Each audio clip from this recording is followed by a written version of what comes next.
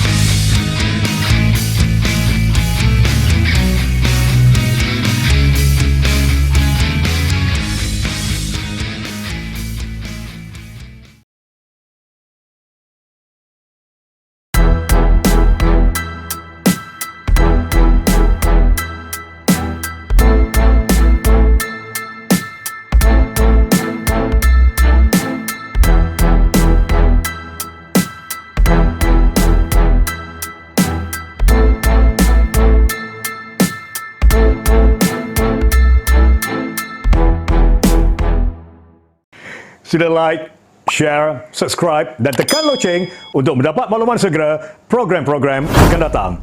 Terima kasih di atas sokongan anda. Bersama saya pada ketika ini, calon Perikatan Nasional Dun Bandar Hilir, Saudari Clarice Chan. Apa khabar, Clarice? Khabar baik. Sihat?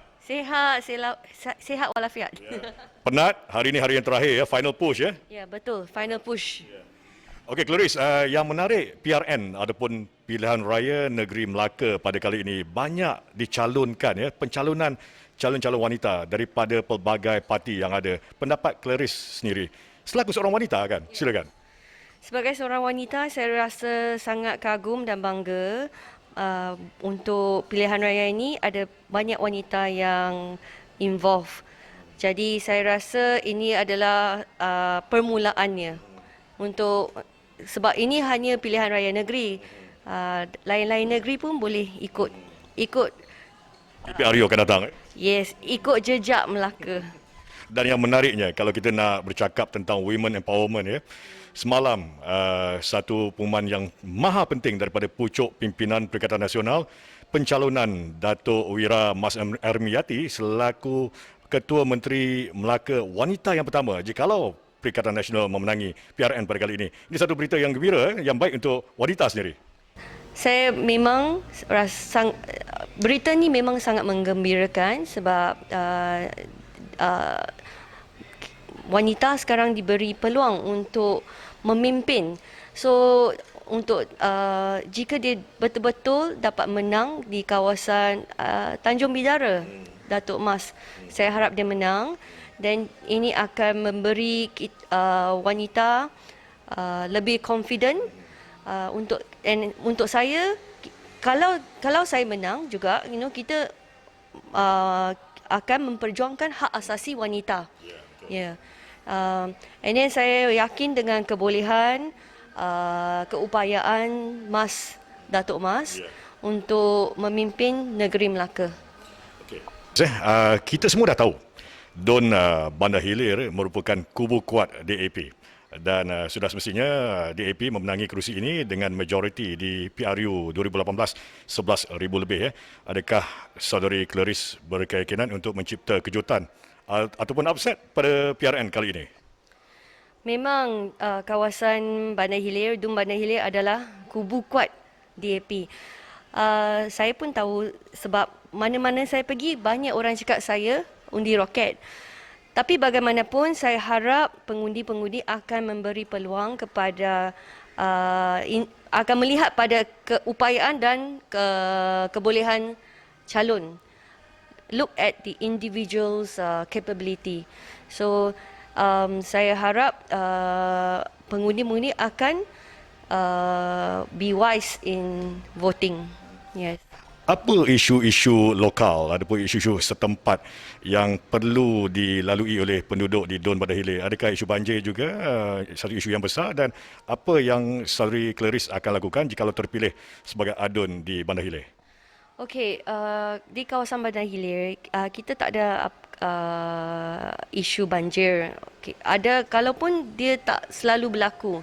Tapi isu-isu lain yang kita ada, macam setiap kawasan ada dia punya masalah tersendiri. Perkampungan Portugis ada masalah isu penambakan laut. Itu menjejaskan rezeki nelayan-nelayan, dan itu juga alam sekitar pun menjejaskan alam sekitar.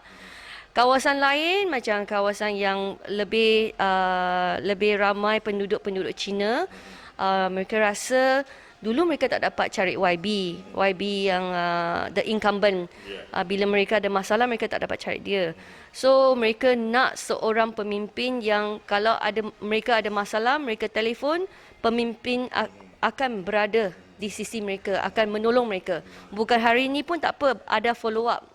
So untuk kawasan-kawasan lain yang saya tahu, untuk Ujung Pasir, untuk Bandar Hilir, internet kita tak cukup kuat. So mereka mengadu, mereka cakap kalau boleh kita mempertingkatkan prestasi internet, kelajuan internet. Selain daripada itu, kita pun ada lain masalah macam sekarang musim hujan, Aedes banyak, and then fumigation not enough. So jadi ini adalah masalah-masalah yang masalah-masalah setempat. Tapi kalau saya menang, saya akan mengadakan, saya akan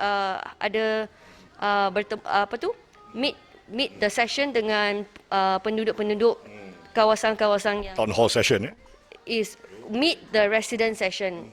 Firstly dengan ketua kampung, lepas tu kalau MCO pun dah kes-kes COVID dah rendah, kita boleh buat kita boleh berkumpulan dengan lebih banyak ramai orang. Then saya ada meet the session with penduduk. Personal touch juga dipraktikan untuk menambah hati pengundi, Clarice? Yes, betul. Macam itulah kita boleh tahu apa masalah mereka, kita nak dengar suara hati mereka.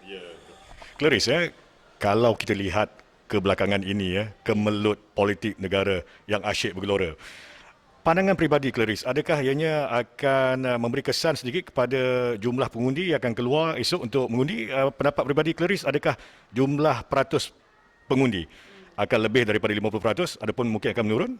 Pendapat peribadi Clarice? Saya rasa dia bukan semuanya pasal kemelut politik, tapi kebanyakan orang dah meluahkan perasaan. Ya, mereka takut dengan COVID. Okey, COVID, dan ada jugalah yang rasa sudah betul-betul bosan dengan politik negara kita ni. Dua perkara. Satu COVID, satu politik. Tapi yang kebanyakan mereka takut dengan COVID. Ya, peratus saya rasa adalah 60-70% ya, yang akan keluar untuk mengundi. Ramalan Clarice sendiri pada malam esok bila diumumkan keputusan PRN Negeri Melaka, adakah Perikatan Nasional akan berjaya menubuhkan kerajaan? Yakin? Sebagai wakil dan calon Perikatan Nasional, I mesti cakap I yakin. Tapi kita mesti also be realistic. So saya rasa kita akan berjaya. Yes. Ini ada satu juga soalan Cepu Mas Clarice. Ada juga pendapat yang menyatakan ada kemungkinan Hang Assembly adapun Dun tergantung. Mungkin Perikatan Nasional akan memenangi beberapa kerusi, mungkin Pakatan Harapan akan memenangi beberapa kerusi, mungkin juga Barisan Nasional akan memenangi beberapa kerusi, mungkin juga ada satu dua calon bebas. Pendapat Clarice dalam konteks ini? Ada possibility, ada kemungkinan? Ada kemungkinan. Sebab statistik dulu memang sudah dah in a way hang. And then you boleh nampak lah ada katak teng teng teng. Okay. Tapi Kita tunggu dah lihat juga nanti. ya. Tapi untuk saya mewakili gerakan. So kita memang sudah sign SD. Kita dah sign SD. Kalau kita lompat, saya pun sudah sign resignation letter. Ini ramalan. Kalau sudah jadi adun, lepas tu you lompat, you akan dipecat sebagai seorang ahli gerakan dan juga you akan gerakan Malaysia akan hantar surat resignation sebagai adun. Automatic. Ya, kita sudah sign. So itu adalah untuk memberi kepercayaan kepada rakyat Melaka yang kalau kita tak boleh main-main lah.